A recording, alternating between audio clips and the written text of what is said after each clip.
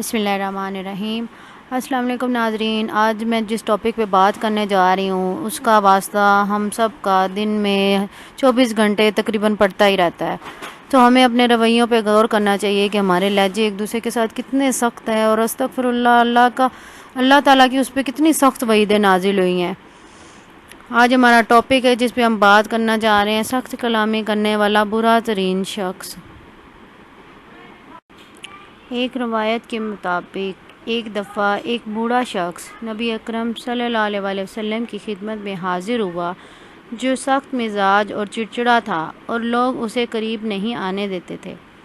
آپ صلی اللہ علیہ وسلم نے اس سے بڑی نرمی اور محبت سے گفتگو فرمائی۔ جب وہ چلا گیا تو حضرت عائشہ رضی اللہ تعالی عنہا نے تعجب سے پوچھا کہ لوگ اسے اچھا نہیں سمجھتے، مگر آپ صلی اللہ علیہ وسلم نے بڑی محبت سے گفتگو فرمائی۔